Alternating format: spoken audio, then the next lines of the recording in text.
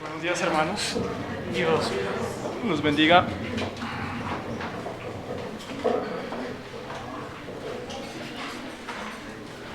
Amén.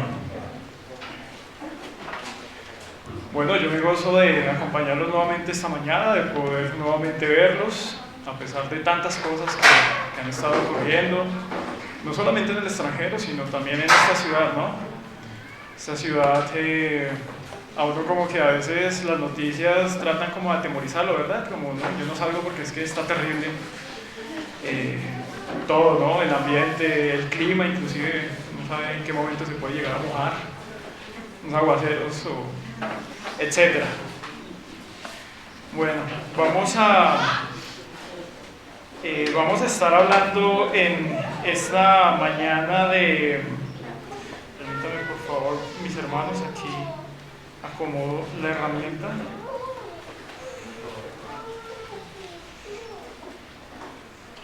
Vamos a estar hablando de cuatro señales que son o que deben ser evidentes en la regeneración espiritual de un creyente. Entonces vamos a estar viendo cómo es que cómo podemos identificar si verdaderamente un creyente ha sido regenerado o no. Y vamos a verlo a través de cuatro señales. La palabra posiblemente en toda ella nos dé más evidencias, pero quiero centrarme específicamente en cuatro señales que son supremamente importantes. Para iniciar, quiero invitarlo a que cierre sus ojos, tenga comunión con Dios un momento, le pida que la palabra que vamos a compartir en esta mañana pues lo edifique, que sea palabra de Dios, que no haya palabra humana en mis labios, sino que sea palabra de Dios. Bendito Señor y Padre eterno, muchas gracias Dios por la obra, Señor, que has hecho en cada uno de nosotros. Gracias Dios por permitirnos, Señor, acercarnos a este lugar, Dios, y como congregación, Señor, alabarte. Es un gran privilegio, Señor, lo sufrimos durante más de un año, Padre, estar separados, estar lejos, Señor, Dios, Padre, ansiábamos estar acá, Señor. Y ahora que estamos, Padre, hay algunos, Padre mío, que tal vez han quedado debilitados, Señor, desanimados. Te pido, Dios, que aquellos, Señor, que antes de la pandemia, Señor, se reunían con nosotros y después dejaron de hacerlo, en algún momento, Señor, les permitas nuevamente acercarse, encontrar coinonía, Señor, encontrar fortaleza en tu palabra, Dios, ser edificados y nuevamente fortalecidos, Padre. Te doy muchas gracias, Dios, porque has sido bueno, Señor, con nosotros, nos has sostenido, Dios, a pesar de las circunstancias y las dificultades, Señor, que vivimos a diario. Oh Dios, tú tienes en control todas las cosas. Lo que está sucediendo en el mundo, Señor, no es ajeno, Señor Dios, a tu voluntad, a tu soberanía, Padre. Te pedimos, Dios, que nos ayudes, Dios, porque tú has dicho que nosotros no pertenecemos a este mundo, Señor. Sin embargo, estamos en este mundo y a veces las cosas que suceden en este mundo nos afectan. Ayúdanos a tener confianza, Señor, esa confianza que nos dijiste, Señor, que nos pediste que tuviéramos, Señor, en que tú habías vencido este mundo. Ayúdanos, Padre, a centrarnos en ti, en Cristo, que nuestra vida, Señor Dios, tenga sentido solamente en Cristo y nada más que en Cristo, Señor. No permitas, Señor Dios, que los afanes de esta vida, Señor, los sueños, Dios, que plantea este mundo, los deseos, Señor Dios, nos desvelen, Padre, sino que podamos estar centrados totalmente en ti, Señor, llenos de amor por ti, Señor, y por tu obra. Ayúdanos, Señor, te pedimos que nos protejas, nos guardes, Padre, y nos ayudes, Padre, a permanecer firmes en la fe. Permite que tu palabra en esta mañana sea expuesta fielmente, Señor, a pesar de mí, a pesar de mis errores, a pesar de mi humanidad, Señor Dios. Que seas tú, tu Espíritu Santo, Dios, hablando, Señor, a tu congregación a través de tu bendita palabra. Que seamos todos edificados, Señor Dios, y que perseveremos en ella, Señor, diariamente. En el nombre de Jesús. Amén y amén. Bueno, entonces, mis hermanos, como les dije, vamos a hablar de 4 señales de la regeneración espiritual del creyente. Pero para entender lo que son esas obras de regeneración, esos frutos de regeneración que vive el creyente, que expresa el creyente, que deben ser innatas en un creyente, pues es necesario conocer lo que en sí quiere decir la regeneración desde una perspectiva bíblica. La regeneración bajo una perspectiva secular hace referencia a tomar algo que se degeneró, algo que se volvió inservible, y restablecerlo o transformarlo en algo nuevo y útil. Ese es el concepto que se encuentra en el mundo cuando vamos a un diccionario. Eso es lo que encontramos acerca de regeneración. Y este concepto tampoco no es lejano a lo que vamos a ver en esta mañana y a lo que tiene que ver con la regeneración espiritual en el creyente, y es lo que vamos a estudiar. El término regeneración, tal cual, solamente se encuentra en 2 pasajes en la Biblia. Yo solamente los encontré en 2 pasajes. Uno es Tito 3:5, donde habla de que fuimos regenerados precisamente por el Espíritu Santo, y Mateo 19:28, que está hablando de la regeneración de los tiempos, que eso es cuando básicamente el Señor vuelva nueva todas las cosas. Sin embargo, el hecho de que solamente en 2 pasajes encontremos la palabra regeneración no significa que su significado no esté explícito en varios pasajes y contextos de la Biblia, y es lo que vamos a estudiar precisamente en esta mañana. Quiero invitarlo, para empezar, a que vayamos a Juan. Vamos a ir a Juan capítulo 3, donde vemos allí una conversación muy interesante. Juan capítulo 3, versos 1 al 6. Mis hermanos, si tienen la palabra, el texto ya allí lo han encontrado, voy a leer a favor de ustedes del 1 al 6, y quiero que mis hermanos por favor me sigan. Dice: había un hombre de los fariseos que se llamaba Nicodemo, un principal entre los judíos.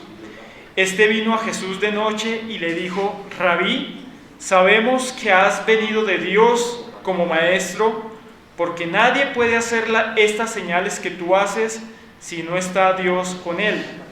Respondió Jesús y le dijo: de cierto te digo, que el que no naciere de nuevo no puede ver el reino de Dios. Nicodemo le dijo: ¿cómo puede un hombre nacer siendo viejo? ¿Puede acaso entrar por segunda vez en el vientre de su madre y nacer? Respondió Jesús: de cierto te digo, que el que no naciere de agua y del Espíritu no puede entrar en el reino de Dios. Lo que es nacido de la carne, carne es, y lo que es nacido del Espíritu, Espíritu es. Aquí en estos textos se emplea un término que tiene relación con la palabra regeneración, que es nacer de nuevo. ¿Sí? Comenzar de nuevo, empezar de nuevo, nacer nuevamente. Es interesante, en el contexto de este texto vemos a un hombre que habla la palabra, dice, es que fariseo. Entonces, creo que ya en algunas ocasiones hemos visto lo que el rol del fariseo, el papel del fariseo.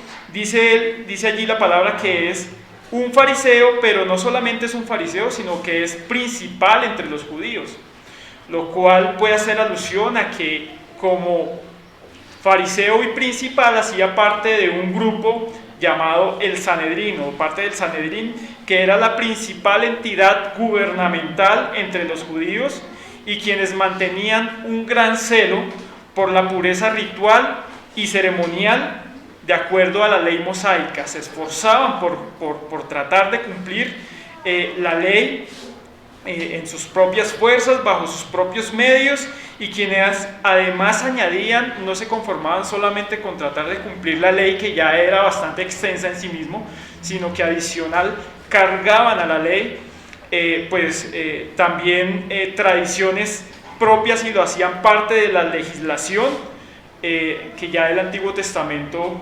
había como tal mostrado. Entonces, eran hombres que tenían una influencia política importante a nivel legislativo en Israel.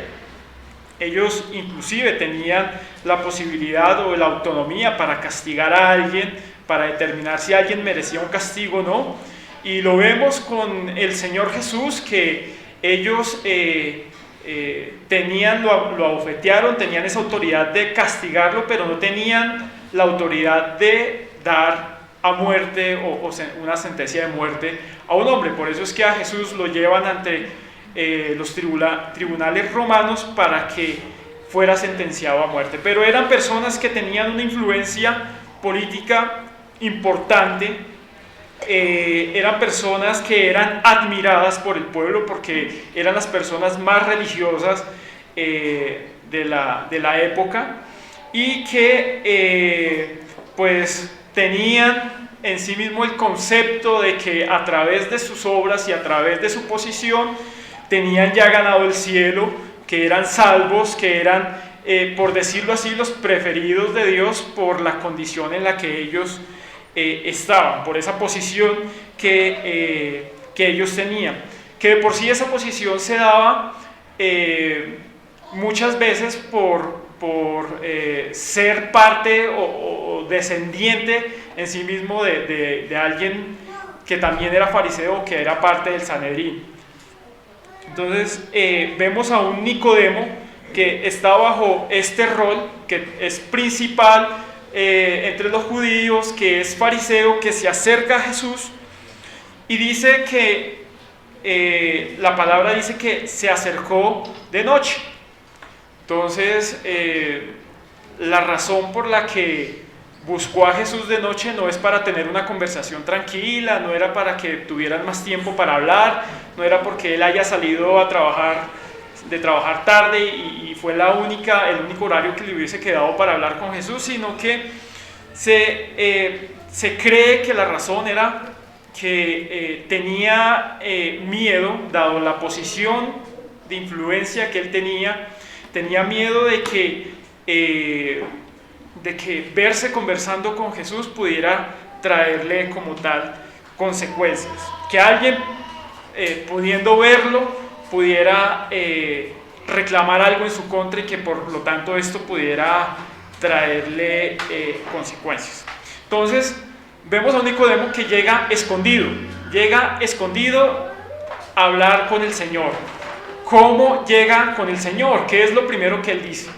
Mi hermano que esté allí, que por favor hable, me lea por favor lo que Nicodemo le dice al Señor cuando llega a donde él. Maestro, sabemos que de Dios has venido, pues nadie puede estas señales hacer que tú haces si no fuese Dios con él. Un Nicodemo que llega con miedo, ¿sí? Con miedo a los fariseos, pero llega con adulaciones al Señor. Señor, sabemos que vienes de Dios, porque nadie puede hacer lo que tú haces si Dios no está con él. Interesante, ¿no? Un hombre que siendo fariseo pues está reconociendo de cierta manera que Jesús tiene que venir de Dios, porque pues nadie de manera normal puede hacer lo que Jesús estaba haciendo. Llega con adulaciones al Señor, diciéndole: sí, definitivamente yo creo que tú vienes de Dios. Pero ¿qué le responde el Señor? El Señor le responde y le dice: ¿no te lo reveló ni carne ni sangre? ¿Cierto que no? No le está diciendo: así es, Nicodemo, yo vengo de Dios. No está reafirmando lo que Nicodemo le está diciendo. ¿Cuál es la respuesta del Señor? Respondió Jesús y le dijo: de cierto te digo, que el que no naciere de nuevo no puede ver el reino de Dios. Una respuesta tajante, ¿verdad? Una respuesta inesperada. De pronto Nicodemo esperaba que me dijera, a que el Señor le dijera: sí, Nicodemo, tienes razón, yo vengo de Dios. Pero el Señor es tajante y le dice: de cierto te digo que el que no naciere de nuevo no puede ver el reino de Dios. Ahora, así como Nicodemo, hay muchos que se sienten hoy en día, incluso en la iglesia, que se sienten cómodos exaltando al Señor con sus palabras, hablando de Dios maravillas, pero con un corazón lejos de Él. Lo hacen de manera clandestina. Hay personas que se sienten bien cantando en una iglesia, hablando de Dios en una iglesia, pero negándolo todo el tiempo fuera de ella. Que se acerca a Jesús o al Señor de la manera en que lo hizo Nicodemo. ¿Cómo lo hizo? Escondido de noche, por temor.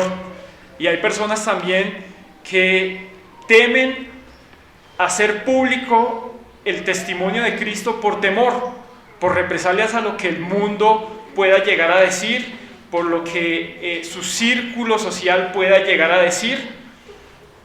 Llevan una vida cristiana clandestina, escondida. Entonces son personas que a la final están engañadas, personas que viven un cristianismo junto a otros creyentes, a otros cristianos, pero fuera de la iglesia no viven como creyentes, viven como el mundo vive.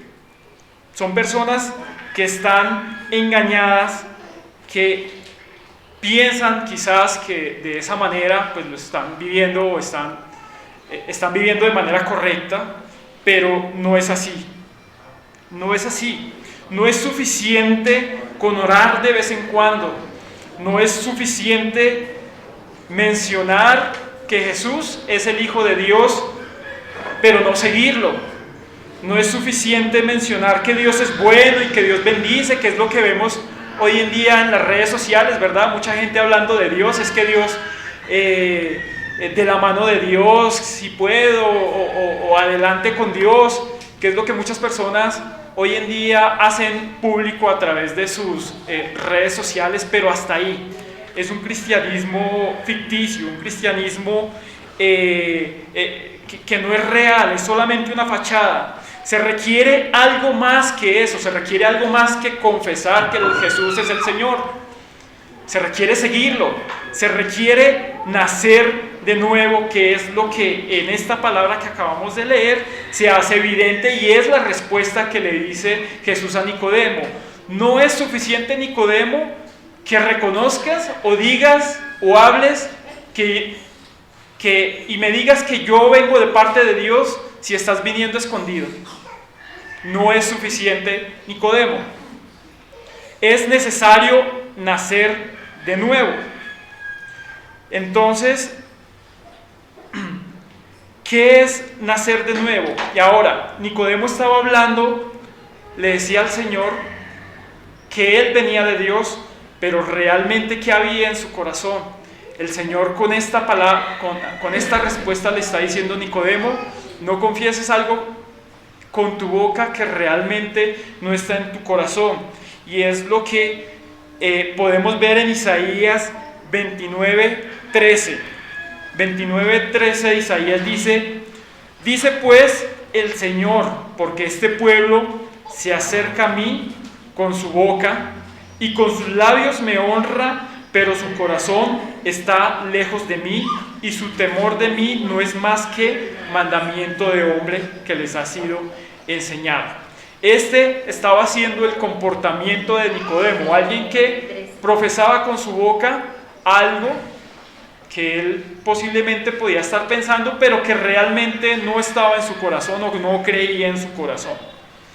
Por esta razón el Señor le responde: de cierto te digo que es el que no naciere de nuevo no entrará, el que no naciere de nuevo no puede ver el reino de Dios. Y note que nacer de nuevo es una condición para entrar al reino de Dios. Es una condición. Es decir, el que no nace de nuevo no puede entrar al reino de Dios.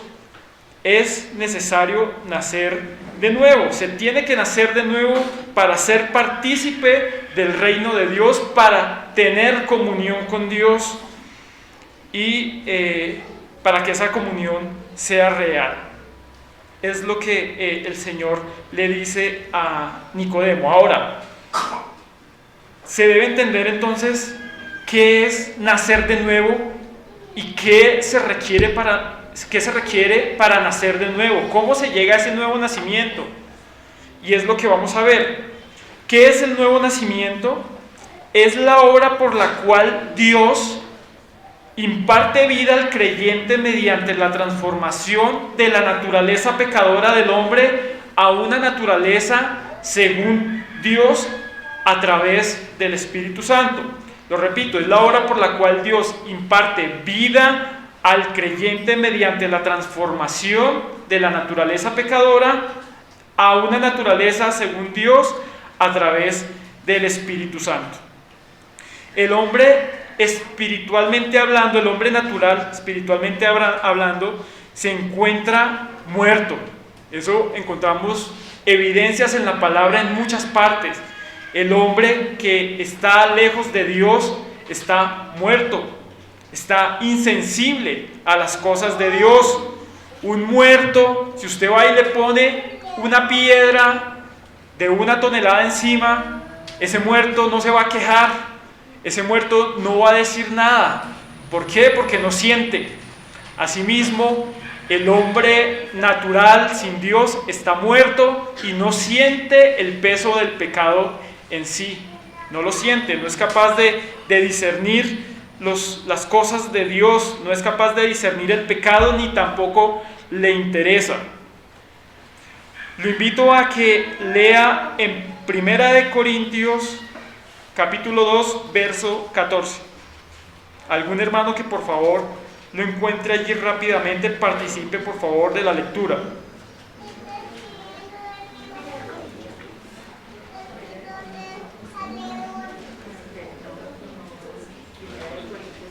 Pero el hombre natural, que son del Espíritu de Dios, porque para él son locuras y no las pueden entender porque se han de discernir espiritualmente.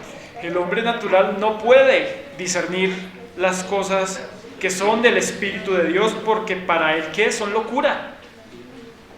¿Ha tenido la oportunidad de hablar con una persona no creyente de temas espirituales? A veces sus gestos, sus respuestas hacen evidente de que para él son locura, que no pueden creer que algo espiritual tenga influencia en su vida. Para la persona natural, las cosas de Dios son locura. Es lo que dice la palabra. Y vemos cuando estamos volviendo a Juan capítulo 3, vemos a un Nicodemo inquieto ante la respuesta del Señor y le pregunta, bueno, pero ¿cómo puede ser eso? ¿O acaso puede un hombre volver al vientre de su madre y volver a nacer? No creo que Nicodemo literalmente se estuviera imaginando que un hombre tuviera que volver al vientre de su madre.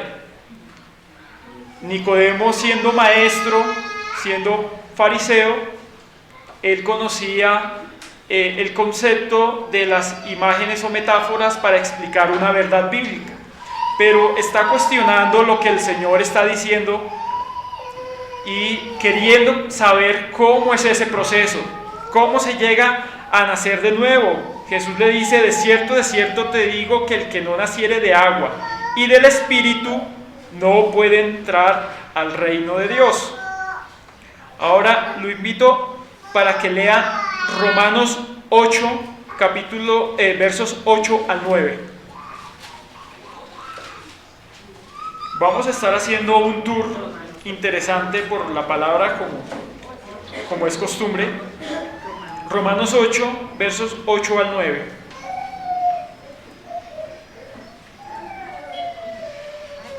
Los que viven según la carne no pueden agradar a Dios, mas vosotros vivís según la carne, sino según el Espíritu. Si es que el Espíritu de Dios mora en vosotros. Y si alguno no tiene el Espíritu de Cristo, el tal no es Mire qué interesante, dice la palabra que los que viven según la carne, y entendemos y sabemos que el hombre natural vive según la carne porque no le interesan las cosas espirituales, no puede agradar a Dios. Dice, pero más vosotros no vivís según la carne, sino según ¿qué? El Espíritu. Si es que ¿qué? Si es que el Espíritu mora en vosotros. Y si alguno ¿qué? No tiene el Espíritu de Cristo, no es de él.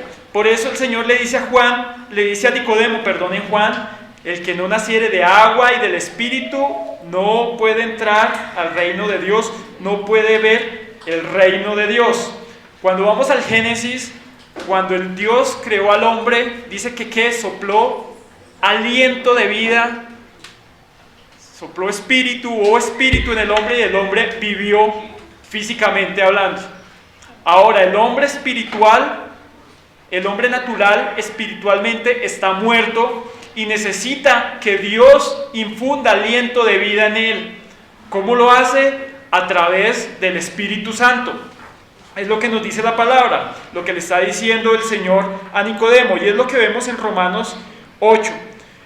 Más vosotros no vivís según la carne, sino según el Espíritu, si es que el Espíritu vive en ustedes.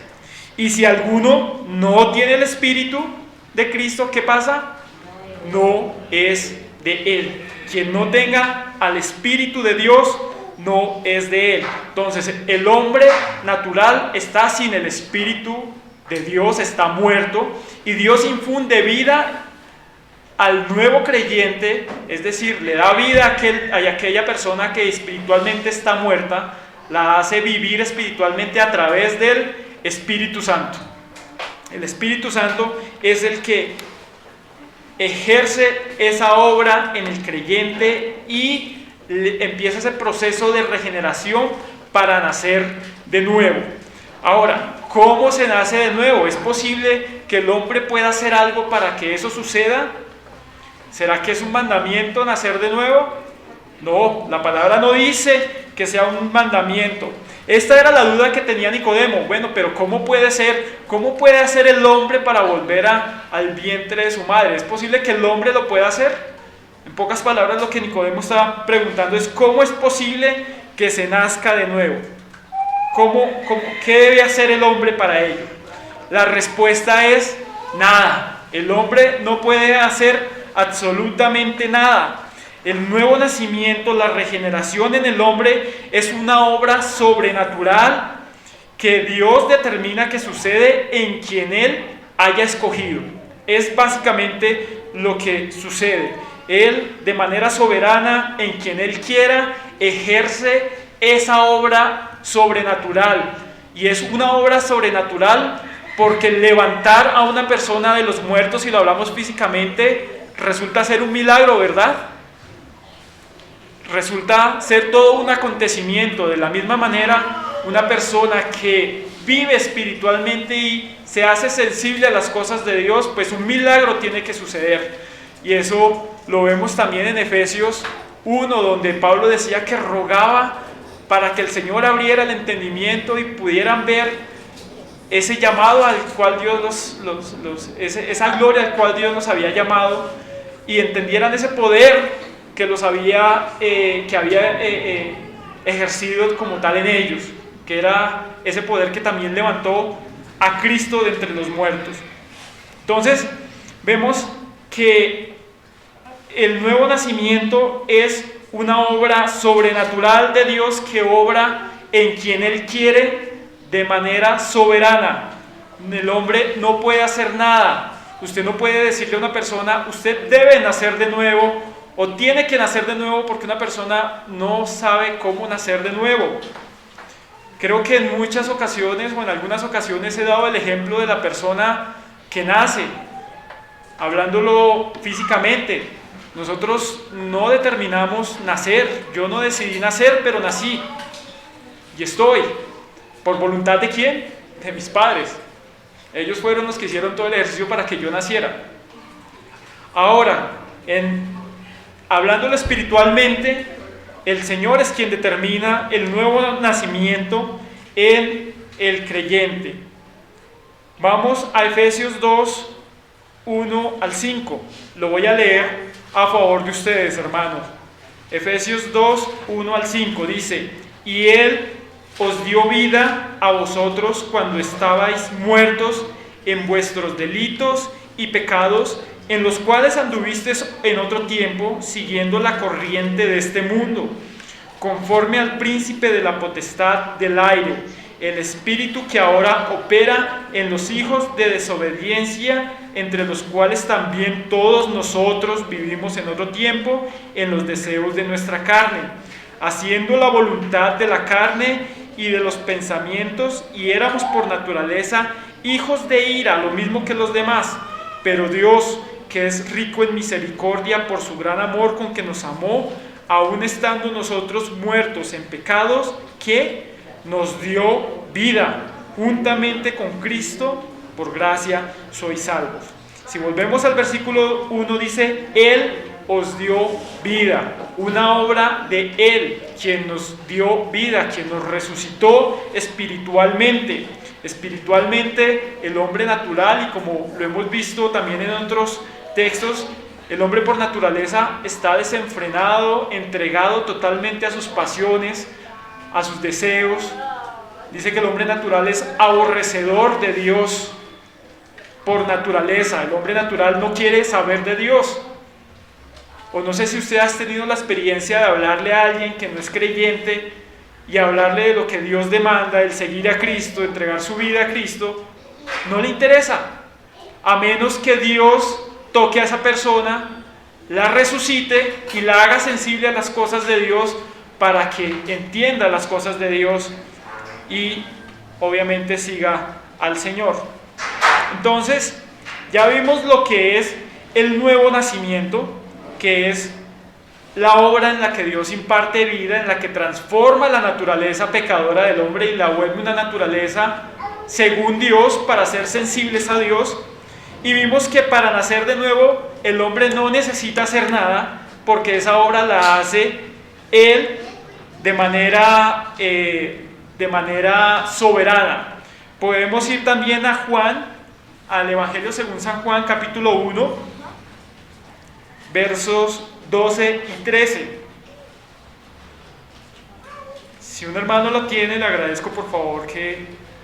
Mas a todos los que le recibieron, a los que creen en su nombre, les dio potestad de ser hechos hijos de Dios, los cuales no son engendrados de sangre, ni de voluntad de carne, ni de voluntad de varón, sino de Dios.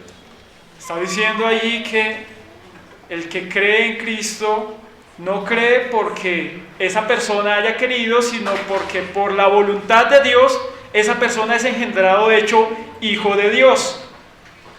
Entonces hemos visto que un Nicodemo, que en su oficio de fariseo llega donde el Señor con adulaciones, hablándole, diciéndole cositas bonitas al Señor, que Él es hijo, diciéndole no exactamente que es hijo de Dios, pero Señor, creemos que tú vienes de Dios, porque nadie puede hacer lo que tú haces. El Señor le dice: Nicodemo, no son suficientes esas palabras, no es suficiente que con tu boca digas ese tipo de cosas, es necesario nacer de nuevo.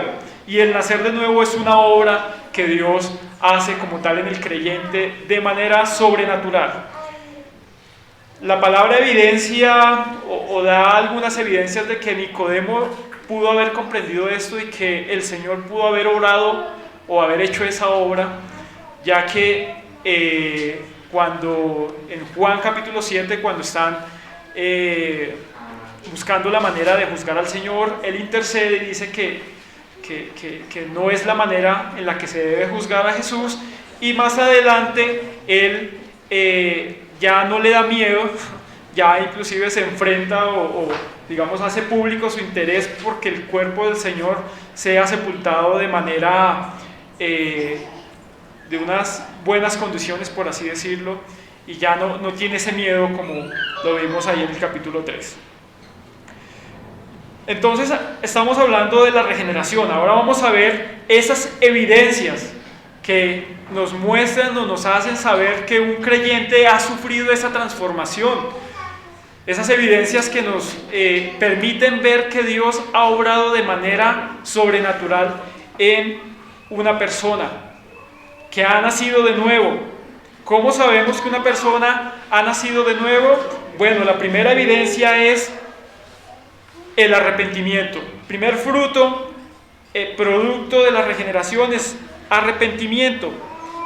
La persona que es regenerada sufre un proceso de transformación en el cual reconoce su condición de pecador y pide perdón a Dios por ello. Mateo capítulo 3, verso 8, el Señor da un mensaje. ¿Qué dice Mateo capítulo 3, verso 8? Hacer pues frutos dignos de arrepentimiento. Y este fue el mensaje con el que el Señor comenzó su ministerio evangelístico para anunciar las buenas nuevas. Arrepentidos, hacer frutos dignos de arrepentimiento. Es decir, que la persona que es regenerada o que está en proceso de regeneración por el Señor está llamado al arrepentimiento, y por tanto el arrepentimiento en una persona regenerada es eficaz. Hechos 11:18, voy a leer a favor de mis hermanos, dice: entonces, oídas estas cosas, callaron y glorificaron a Dios diciendo: de manera que también a los gentiles ha dado Dios arrepentimiento para vida. El arrepentimiento es uno de los frutos principales que demuestra una persona que ha sido regenerada, y ese arrepentimiento obviamente, como lo dice ahí la palabra, es un arrepentimiento que produce vida en ese creyente. Ahora, vayamos a 2 Corintios capítulo 7, verso 10. ¿Qué dice 2 Corintios, capítulo 7, verso 10? Porque la tristeza que Sí, porque la tristeza. arrepentimiento para salvación. Porque la tristeza que es según Dios produce arrepentimiento Pero para la salvación. tristeza del mundo Pero la produce tristeza muerte. del mundo produce muerte. Amén. Dice, la tristeza que es según Dios produce ¿qué?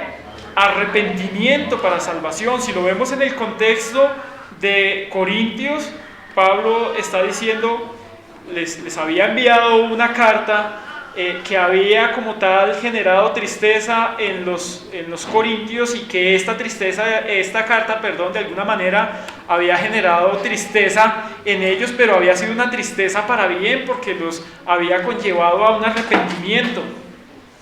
Dice, porque la tristeza que es según Dios produce arrepentimiento para salvación. Es decir, hermanos, si usted, como persona que se dice creyente, no se entristece al verse expuesto al pecado, ante la tentación, o si usted ha cedido a la tentación y ha caído al pecado y no siente tristeza, y si esa tristeza no lo lleva a un arrepentimiento, mi hermano, analícese. Posiblemente usted no haya nacido de nuevo, Dios no haya ejercido esa obra en usted y usted esté siendo engañado. El creyente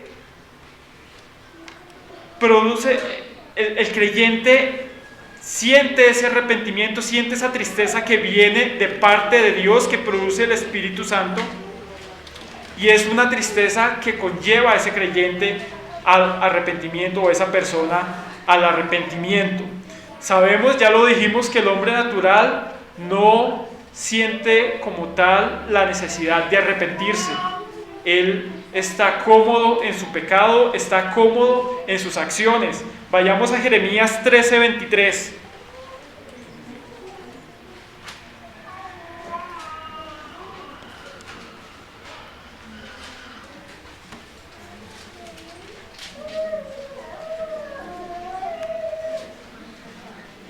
Jeremías 13:23, ¿algún hermano lo tiene allí? mudará el etíope su piel, y el leopardo su mancha. Así también podréis vosotros hacer bien, estando habituados Amén. Gracias. Dice, mudará el etíope su piel y el leopardo sus manchas. Es decir, ¿podrá alguien cambiar el tono de su piel? ¿Podrá alguien decir, bueno, ya no quiero ser negro, ahora quiero ser blanco? O vimos a Michael Jackson, pero eso fue un caso aislado, ¿no? Eso, la tecnología, una excepción. Pero alguien por decisión propia no puede decir, ya no quiero ser negro, ahora quiero ser blanco. Ojalá yo pudiera hacer eso para que en la casa dejaran de montármela, pero no puedo. O dice acerca del leopardo, ¿será que el leopardo puede decir, puede mudar sus manchas, decir ya no quiero tener estas manchas? Dice, así también podréis vosotros hacer bien estando habituados al mal, a hacer el mal. ¿Puede el hombre natural de alguna manera decir, voy a dejar de hacer lo malo y voy a empezar a hacer lo que a Dios le agrada para la gloria de Dios? Definitivamente no. Ya vimos que no es posible. El hombre natural está muerto, no es posible que lo haga. Entonces, el creyente, la persona que es regenerada, la persona que nace de nuevo, manifiesta o hace evidente que ese nuevo nacimiento es real cuando se arrepiente, cuando en él se produce tristeza y esa tristeza, obviamente por el pecado, lo conduce a un arrepentimiento. Entonces, eso es lo primero que debemos ver. Podemos ver otras evidencias, no las vamos a leer, pero las quiero mencionar, como lo son el Salmo 51, donde vemos a un David arrepentido, lamentando su acción, su accionar, arrepentido por haber caído, por haber pecado. Y otro ejemplo es Daniel capítulo 9, donde vemos a un Daniel también intercediendo, orando y confesando que como nación han pecado y que han dejado al Señor. Entonces, esta es la primera evidencia de la regeneración o de un nuevo nacimiento en un creyente. El arrepentimiento. La segunda es la santidad. A través del Espíritu Santo, el creyente regenerado tiene ahora el deseo de agradar a Dios, viviendo apartado para Él, viviendo de la manera en que Dios pide que se haga. Ahora, el hombre, volvemos nuevamente al contraste del hombre natural. El hombre natural no le importa vivir conforme a los designios de Dios, solamente piensa en satisfacerse a sí mismo y satisfacer sus deseos. Vamos al Salmo 19, versos 12 al 14. Salmo 19, versos 12 al 14, voy a leer a favor de ustedes, mis hermanos. Dice, ¿quién podrá entender sus propios errores? Líbrame de los que me son ocultos. Preserva también a tu siervo de las soberbias, que no se enseñoreen de mí. Entonces seré íntegro y estaré limpio de gran rebelión. Sean gratos los dichos de mi boca y la meditación de mi corazón delante de ti, oh Jehová, roca mía y redentor mío.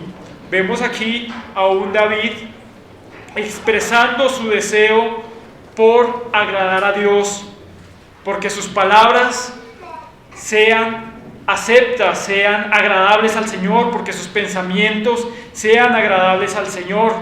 Comienza el versículo 12 diciendo, ¿quién podrá entender sus propios errores? Eso es difícil, ¿verdad? Una persona que está en un error, que está haciendo algo mal y que está determinado a hacerlo, pues es imposible en muchas ocasiones que entre en razón y que deje de hacerlo. Pero él está diciendo, ¿quién podrá entender sus propios errores? Líbrame de los que me son ocultos, líbrame de aquellos errores que yo no he sido capaz de identificar. Le preocupaba que la forma en que vivía, la forma en que él se comportaba, lo que él hacía de alguna manera estuviera mal delante de Dios. Le pide al Señor, preserva también a tu siervo de la soberbia. Tiene una preocupación grande porque pueda él verse involucrado en soberbia, y le pide al Señor que esa soberbia no se enseñoree de él. Es su petición, mi hermano, a diario, pedirle al Señor que el pecado no se enseñoree de usted, que la soberbia, que la avaricia, que la mentira no se enseñoree de usted. Es su preocupación, es su deseo que los dichos de su boca y la meditación de su corazón sean gratos, o a veces usted deja volar la mente y deja que su mente conciba cosas que a la final no son agradables a Dios. El Salmo 139, versos 19 al 24. Salmo 139, versos 19 al 24. Leo a favor de ustedes, mis hermanos. Dice: de cierto, oh Dios, harás morir al impío. Apartaos pues de mí, hombres sanguinarios, porque blasfemias dicen ellos contra ti. Tus enemigos toman en vano tu nombre. No odio, oh Jehová, a los que te aborrecen, y me enardezco contra tus enemigos. Los aborrezco por completo, los tengo por enemigos. Examíname, oh Dios, y conoce mi corazón. Pruébame y conoce mis pensamientos, y ve si hay camino de perversidad, y guíame en el camino eterno. En estos textos vemos en los primeros versos, desde el 19, a un David que habla quizás palabras fuertes, porque dice que se aparten de mí, hombres sanguinarios, porque blasfemias dicen ellos contra ti. Cuando usted está con un impío y él suelta un chiste acerca de Dios, ¿usted qué hace? ¿Se ríe o se enoja? Cuando el impío habla cosas o habla sandeces contra Dios, contra la obra de Dios, contra la iglesia, ¿usted qué hace? ¿Se queda callado? ¿Le resbala, como se dice, perdónenme la expresión? ¿O se enardece? Este era el sentimiento que tenía David. David decía: apartados de mí pues hombres sanguinarios, hombres que hacen lo malo, hombres que no tienen piedad, que no tienen misericordia, porque blasfemias dicen contra ti. Era un dolor de que esos hombres impíos hablaran contra el Señor. Tus enemigos toman en vano tu nombre. Y es lo que vemos hoy en día, muchos hablando de Dios despectivamente, y lo hacen sin ningún temor. ¿Cuál es nuestra respuesta? ¿Ser más amigos de esa persona? ¿Tener un lazo más estrecho? O por el contrario, buscar estar lejos de esas personas. Precisamente por el temor que ahora invade al nuevo creyente, al que es regenerado, tiene precisamente ese celo por el Señor. Es un deseo porque el nombre del Señor sea respetado, porque el nombre del Señor no sea blasfemado ni tomado en vano. Y posteriormente en los versos finales dice: examíname, oh Dios, y conoce mi corazón, pruébame y conoce mis pensamientos, no sea que yo también resulte ser igual a ellos. Básicamente es lo que está diciendo David.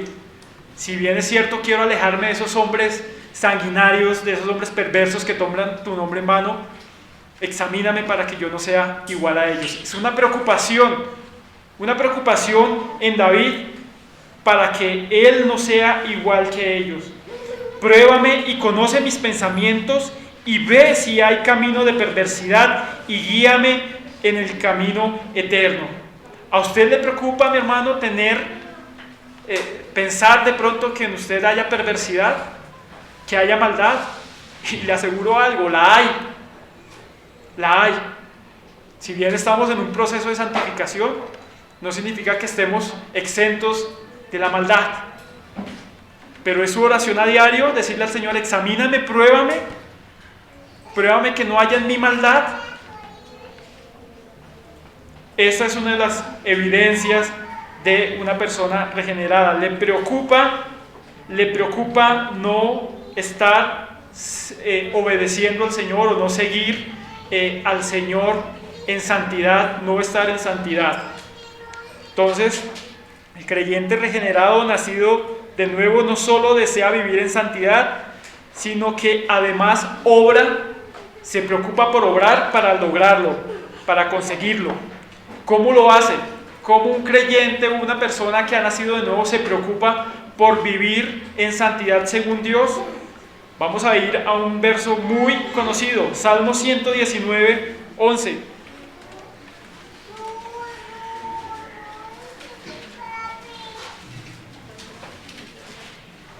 Salmo 119, 11 dice: en mi corazón, ¿qué? He guardado tus dichos. ¿Para qué? Para no pecar. Entonces, un creyente regenerado no solamente se preocupa, tiene la preocupación, sino que también obra para que eso que le preocupa pues sea realmente efectivo en él y disminuir, por decirlo así, ese riesgo en la preocupación. Un creyente regenerado guarda las palabras del Señor en el corazón con el objetivo de no pecar. Y si usted ha tenido la oportunidad de leer el Salmo 119, es un clamor repetitivo: Señor, hazme entender tu ley, hazme entender tu palabra para no pecar contra ti. Muéstrame tus caminos. Es el deseo del salmista y es el deseo también del creyente regenerado: no pecar contra el Señor. Es una persona que se preocupa en vivir en santidad. Ahora, vamos a ver el otro signo o la otra evidencia de la regeneración en un creyente, en una persona regenerada: el amor a Dios.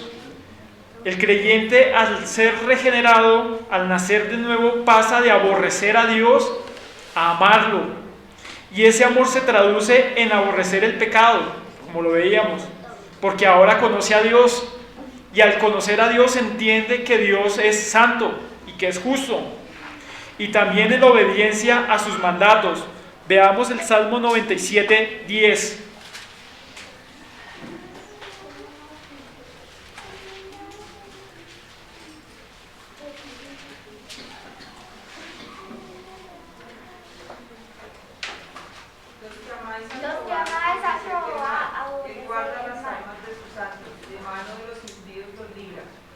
Amén. Los que amáis a Jehová, aborreced el mal.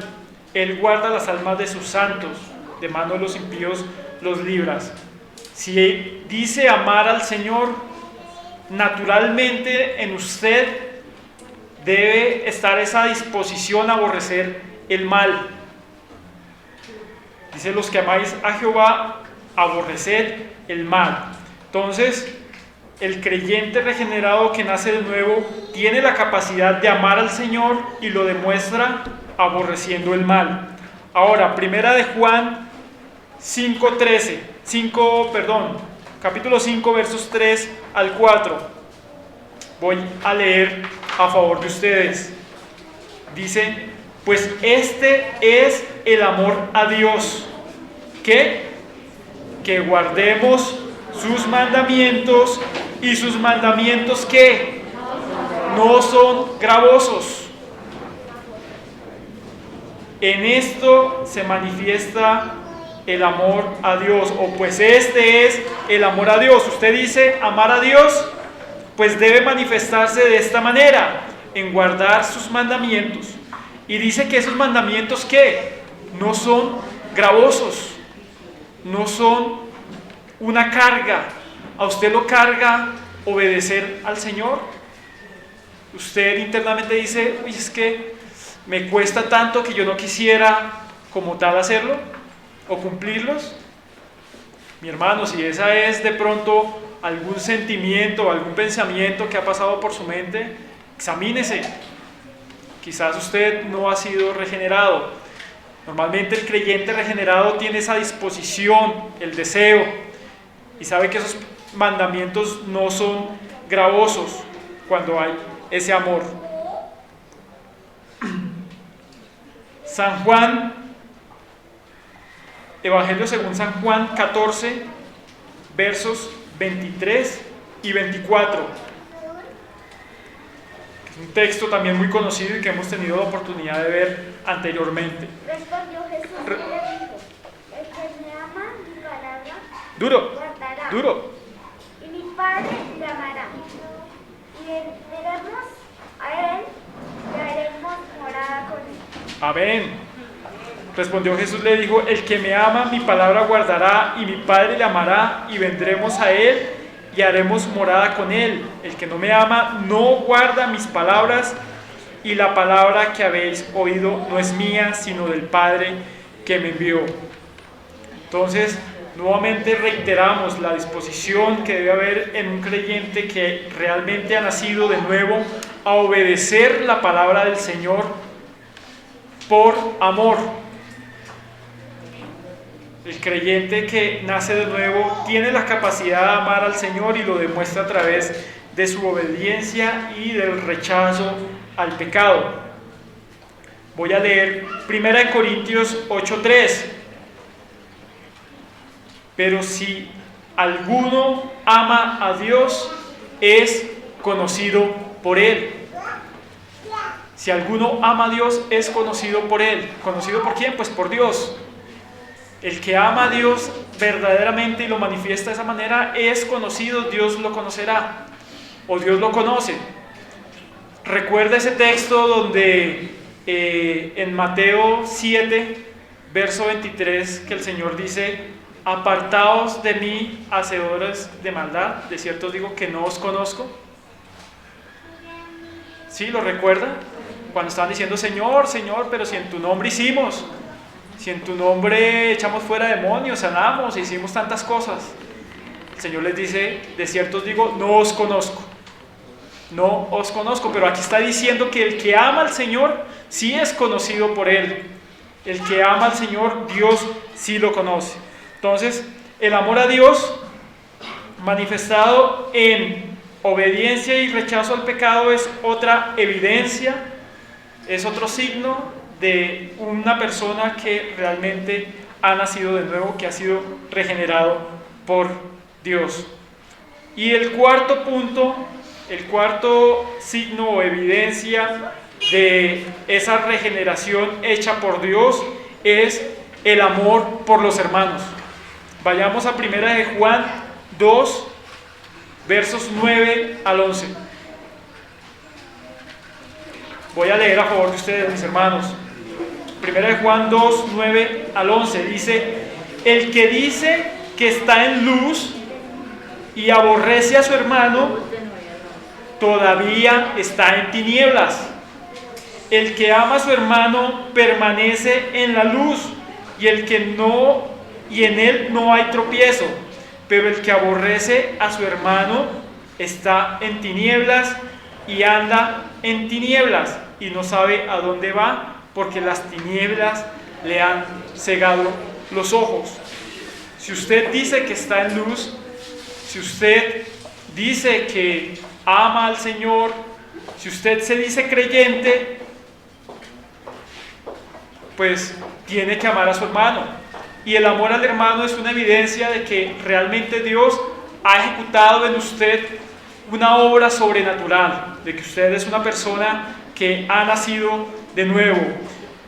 Aquel hermano que tiene pleito con otro hermano, aquel hermano que dice: es que yo no puedo ver a esa persona en la iglesia, o es que yo me voy de la iglesia porque es que no me lo soporto, cuidado, esa persona no es un creyente, porque está diciendo que aquel que aborrece a su hermano está todavía en tinieblas.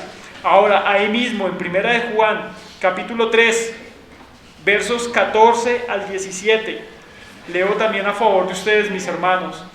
Dice: nosotros sabemos que hemos pasado de vida a muerte. ¿En qué?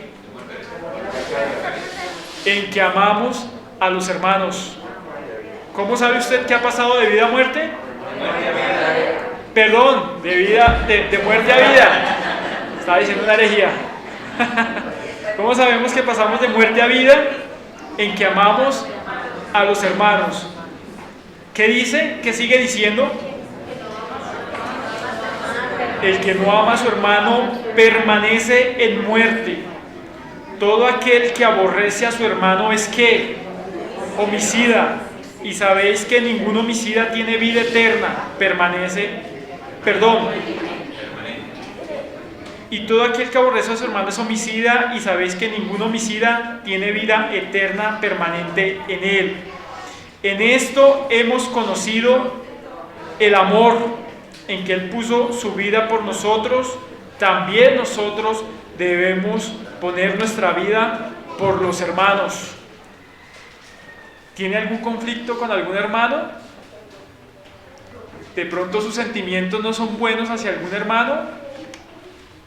Examínese. Examínese, porque la palabra está diciendo que quien ha nacido de nuevo, quien ha pasado de muerte a vida, ama a su hermano. Y nos da un ejemplo. Dice, pero el que tiene bienes de este mundo y ve a su hermano tener necesidad y cierra contra él su corazón, ¿cómo mora el amor de Dios en él? Obviamente una persona que cierra su corazón contra su hermano teniendo que darle, es una persona egoísta, una persona en la cual no hay el amor de Dios. ¿Cómo ha orado usted, hermano, en relación a las necesidades de otros hermanos? ¿Es indiferente? ¿O es una persona que, por el contrario, demuestra el amor a través de la generosidad? ¿Se preocupa por su hermano como si fuera usted mismo? En conclusión, la regeneración, un nuevo nacimiento, es una obra soberana de Dios. Es una obra soberana que Dios ejerce en sus escogidos y que siempre es evidente a través del arrepentimiento, la santidad, el amor a Dios expresado en la obediencia y el amor a los hermanos. No tener interés porque estos frutos sean reales y visibles en la vida de una persona es una clara evidencia de que no ha habido una regeneración en aquella persona y que por ende la salvación es tan solo una ilusión. Téngalo por seguro, hermanos, que hay muchas personas que están siendo engañadas, que creen que son salvas, pero definitivamente no lo son. ¿Cómo se evidencia? ¿Cómo usted puede realmente evidenciar que ha nacido de nuevo? Valide si estos frutos son reales en su vida. Si realmente se ha arrepentido y continúa arrepintiéndose, si le duele pecar, si no quiere hacerlo, si usted tiene un interés por ser santo, si usted tiene un amor verdadero por el Señor y desea obedecerlo, y si usted tiene el deseo y ama a su hermano y se preocupa por su hermano. Amén. Bueno, vamos a orar para finalizar. Bendito Señor y Padre nuestro, muchas gracias por tu palabra.